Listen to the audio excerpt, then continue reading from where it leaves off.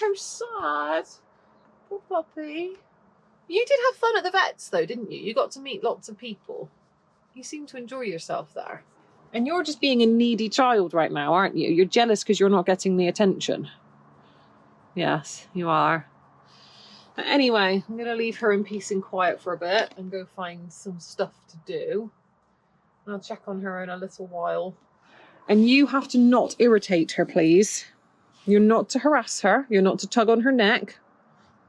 You're not to sniff and poke her lumpy bit. Just don't be annoying. Don't be yourself, basically. Okay? Yeah? Don't be yourself. Just be a nice person for 10, 15 minutes. Yeah? Let her chill. Let those painkillers kick in. Yeah? Right, come on. Let's leave her be. Let's leave her in quiet. See you in a bit, pup. You're a very pretty girl. You are looking a little bit stoned, aren't you? Oh? Yeah, you got stoner eyes.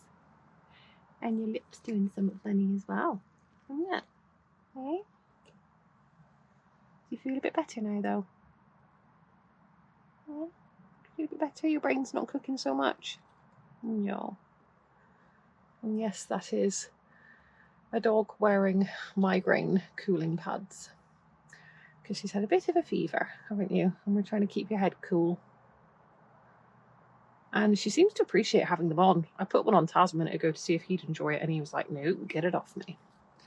So I think she's appreciating the cooling effect, aren't you? Shall I leave you alone now? So she's just had something to eat.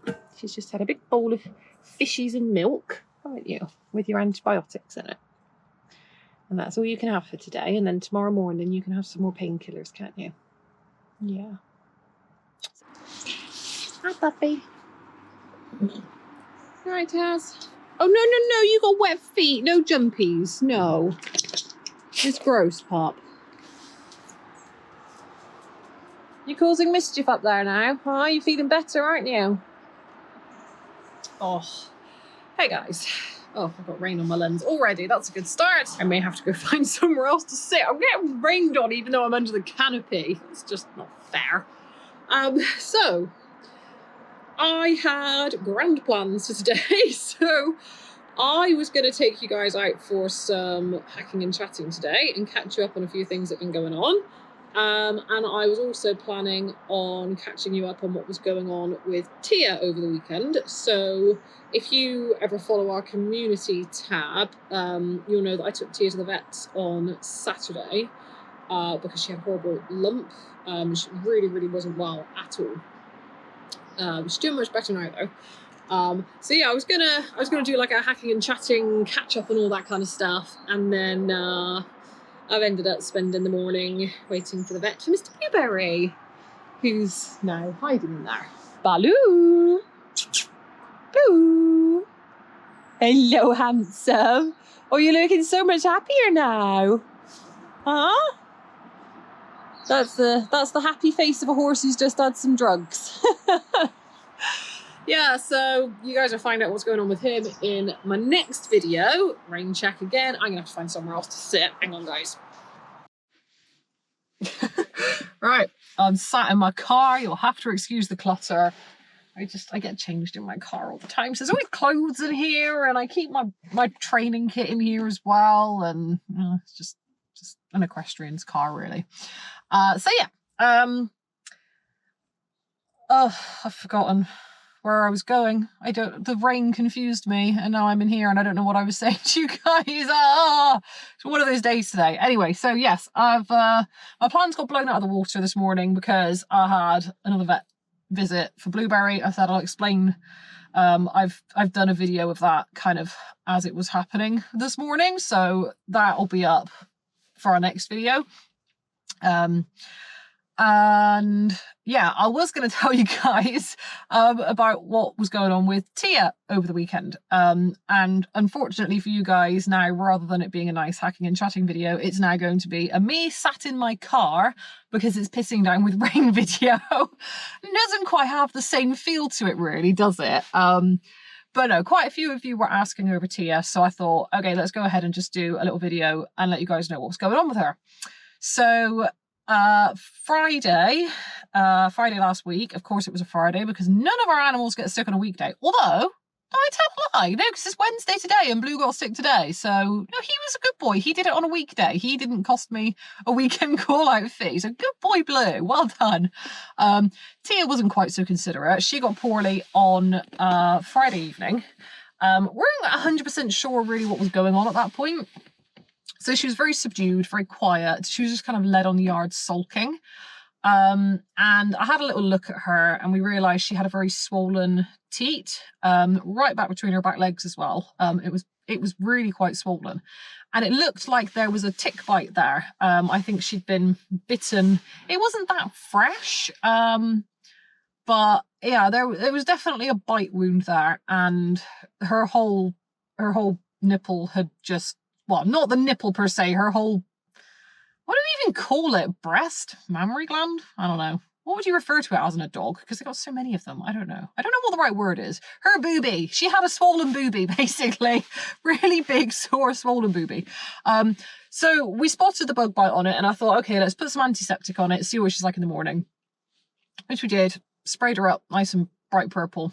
And the next day she was really poorly, like really, really poorly. So yeah, Saturday morning she was just quiet. Like, she didn't get out of bed. She wasn't eating. She didn't want to drink. She didn't want anything really. It seemed like she had a fever, like she was overheating. And the lump on her boob was massive at this point, and the skin was really taut all around it, and it was just really, really hot to touch, like really, like boiled kettle kind of hot. Like, it was really, really hot.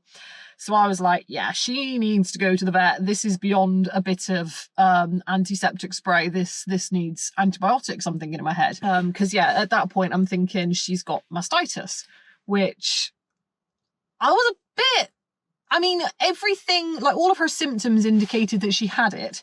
The only thing that was throwing me a little bit was the fact that obviously she's not pregnant, she's non-lactating. But it turns out there is such a thing as non-lactating mastitis. That is a thing.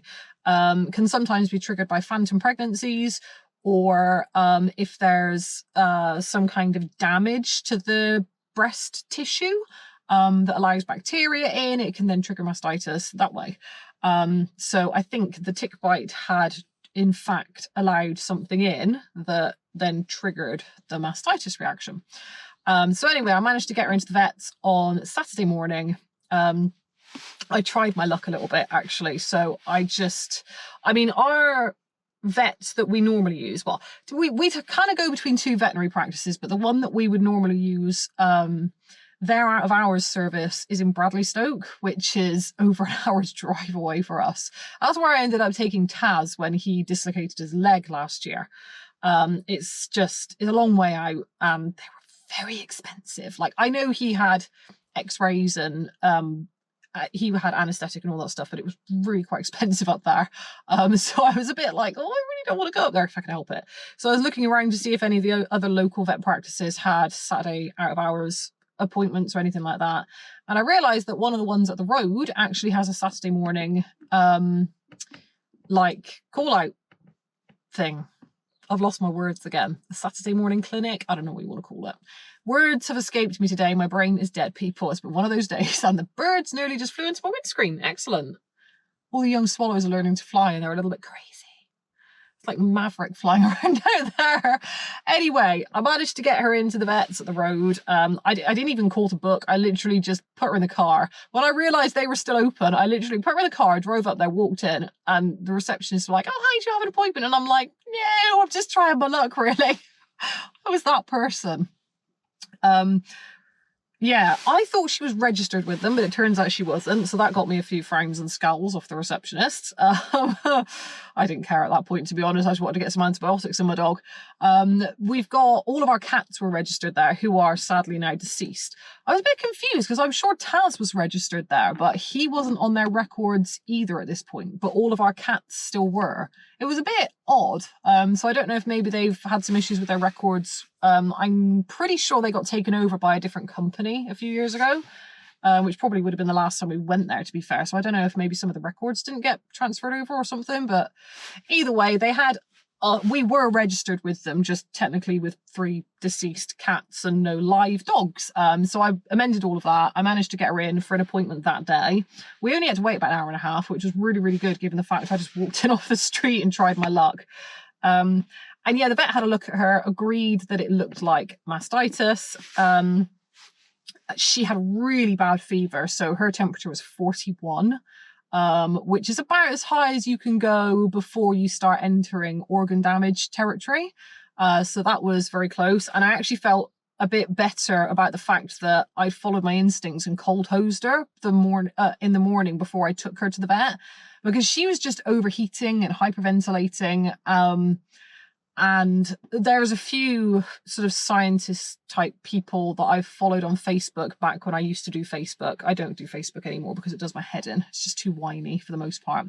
But back when Facebook used to be good, there were a few scientist type veterinary people I used to follow on there. And I always remember one of them banging on and on and on and on about the effects of heat stroke, heat exposure, high temperatures, things like that on the body and how much damage it can cause, and how the absolute number one most important thing to do if a body is overheating is to cool it down fast.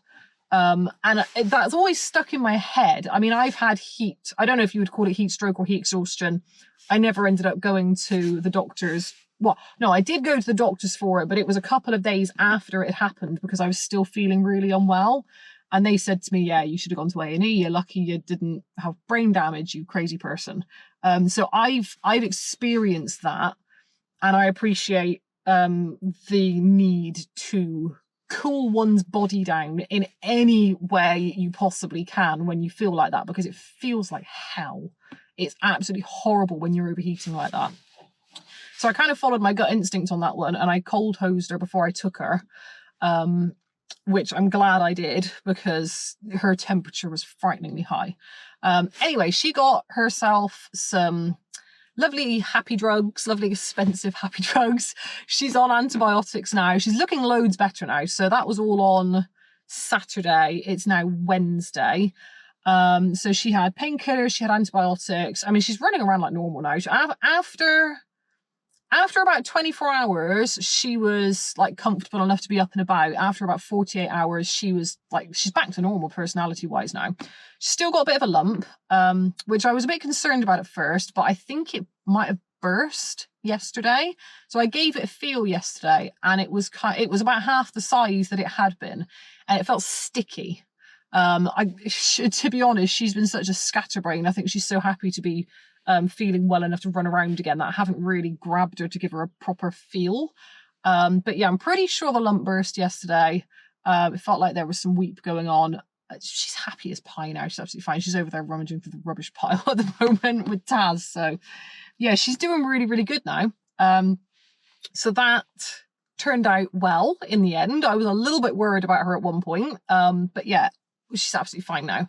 I did have to keep cold hosing her throughout the day, actually on the Saturday when I got her back, because she kept overheating. But yeah, after that, she's been absolutely fine. So T-Dog's all back to normal now. She's still on her antibiotics. She's still on her painkillers, although today will probably be her last day. The vet said to give it for 3 to 5 days, and this is day...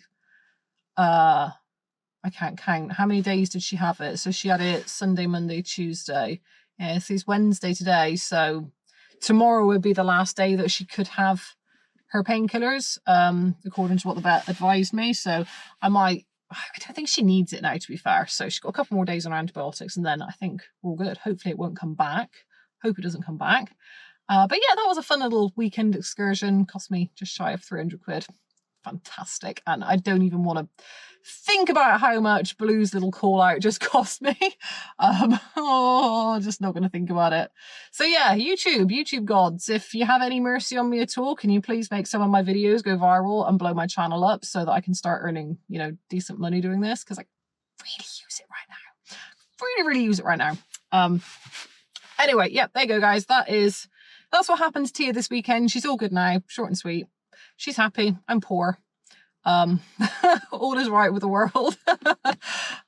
Yeah, next video, you get to hear Blue's fantastical story of how he spends more of my money that I didn't even have in the first place. But yeah, Blue's turn next video, guys. You're gonna love that one. It's great. Oh, it's been such a good year this year. Excellent year, fantastic year. On the flip side, you know, we've got the stables pretty much fixed up now, so it wasn't a total failure of a year, just a, you know, 90% failure. Anyway, I will catch you guys in the next one, and share more delightful, expensive animal stories with you. Bye, guys.